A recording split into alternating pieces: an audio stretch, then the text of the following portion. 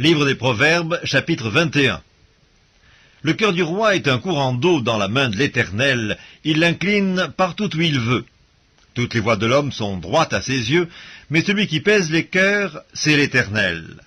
La pratique de la justice et de l'équité, voilà ce que l'Éternel préfère au sacrifice.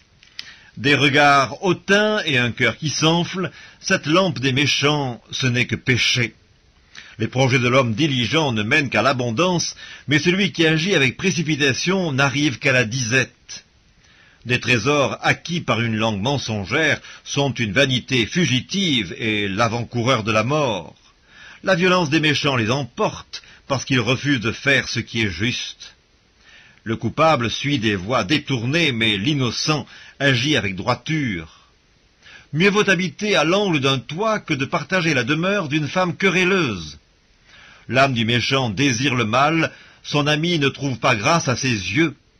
Quand on châtie le moqueur, le sot devient sage, et quand on instruit le sage, il accueille la science. Le juste considère la maison du méchant, l'Éternel précipite les méchants dans le malheur. Celui qui ferme son oreille au cri du pauvre, criera lui-même et n'aura point de réponse.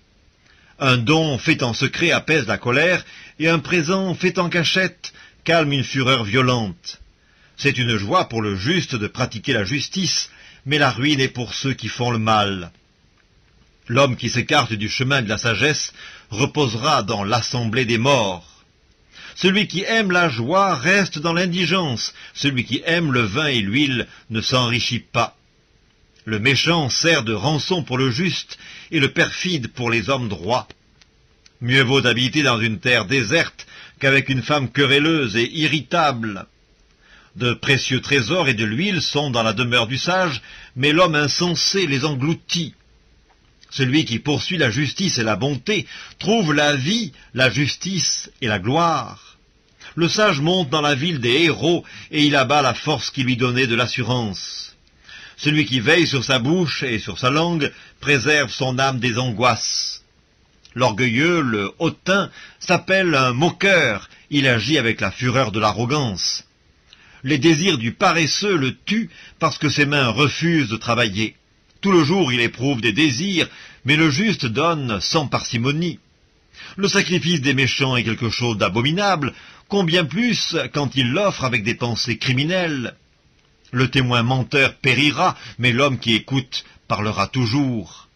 Le méchant prend un air effronté, mais l'homme droit affermit sa voix. Il n'y a ni sagesse, ni intelligence, ni conseil en face de l'Éternel. Le cheval est équipé pour le jour de la bataille, mais la délivrance appartient à l'Éternel.